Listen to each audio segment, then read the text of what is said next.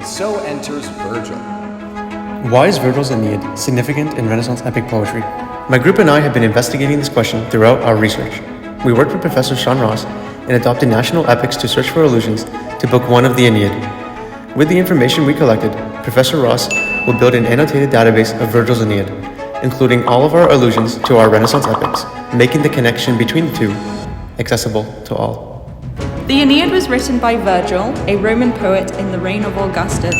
It tells the story of Aeneas, the only survivor of Troy after the Trojan War, his journey to Italy, and the founding of the Roman people. Book 1, which we looked closely at, shows the surviving Trojans tormented in a storm sent by the angry Juno and arriving on the shores of Libya, where they are welcomed by Dido in her city, Carthage. What is the Renaissance? The Renaissance began around mid-14th century and ended towards the end of the 16th century. It began in Florence, Italy, and then spread throughout Europe. It was a cultural, artistic, scientific, and humanistic revolution, inspired by a rebirth of classical literature and philosophical ideas and models. Vergil's Aeneid occupied an important place within Renaissance culture. The poem was extremely pervasive as humanist circles used it for purposes of education. Students would use the Aeneid as a tool to learn Latin by memorizing its lines and reciting it out loud. Having knowledge of the Aeneid was often a symbol of intellect and social status. Reciting the poem in its original Latin was common practice in many aristocratic circles. Dante Alighieri was born in 1265 in Florence, Italy. He was a political thinker and writer, but is mostly known for his poetry, his most famous work being the Divine Comedy and the Vita Nuova. It is an epic poem divided into 3 canticles, each one recounting Dante the Pilgrim's journey through the 3 dimensions of the Christian otherworlds, hell, purgatory, and paradise. It's considered a national epic to Italy because Dante's decision to write in his native Italian as opposed to Latin, coupled with the fame this poem received, result in it laying the groundwork for the standardized Italian language used today. For this project, I worked on charting allusions in Dante's Inferno. Vergil plays a fundamental role in the Inferno because he acts as Dante the Pilgrim's guide, both in morality and reason, but also to Dante the poet through Vergil's literary styles and themes.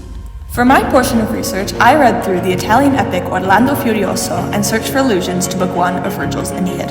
Orlando Furioso was written by Ludovico Ariosto, an aristocratic poet who lived from 1474 to 1533. He spent his career at the court of Ferrara, a northern Italian city-state. The poem was published in 1532 and is based off of the famous work Song of Roland. Orlando Furioso notably blends tropes from both chivalric and epic poetry. Orlando, alongside 2 other epic poems, served to assert the cultural superiority of the Este family, who ruled Ferrara from the 13th to 16th century. The poem itself consists of 46 cantos. Orlando's plot recounts the misadventures of the Christian knight Orlando, who goes insane after learning that Angelica, the pagan princess he is in love with, has fallen in love with another man. In terms of references to the Aeneid, Orlando draws most heavily from books 4, 6, and 12. However, references to Book 1 are still present. Ariosto rarely draws direct verbal instructional parallels to Book 1 of the Aeneid. Instead, he incorporates notable symbols, themes, and metaphors into the wider plot and characters. Portugal is not exempt from the Renaissance fad of mimicking Vergil's Aeneid. In the case of Portugal's greatest poet, Luís Vaz de Camões, his most profound piece of literature, Os Lusíadas, or Lusíads, is an extraordinary example of Vergilian perception in the Renaissance. The Lusíads recounts the legendary Portuguese explorer Vasco da Gama's discovery of a sea route to India. This historic milestone in globalization and imperialism provided the perfect backdrop for a national epic, meticulously crafted and mythologized to reflect Portuguese pride. The Lusíads are heavily based on the characters, themes, structure, and style of the Aeneid. In an epic consisting of 10 cantos, every canto has very overt allusions to Book 1 of the Aeneid.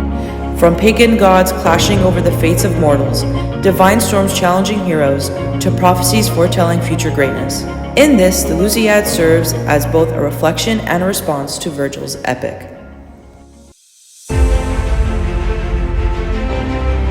La Araucana is a national epic of Chile, written by Spanish poet Alonso de Arcia, first published in 1569. The poem follows the Spanish conquest of Chile, specifically against the indigenous Mapuche people. As an eyewitness, the author recounts his time as a conquistador while critiquing the conquest for its cruelty.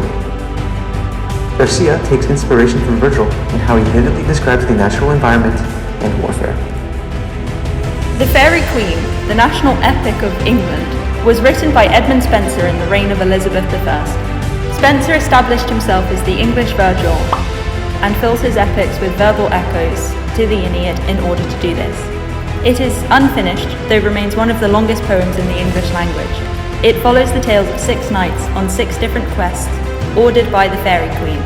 It is a wacky epic full of magic, monsters, and myths.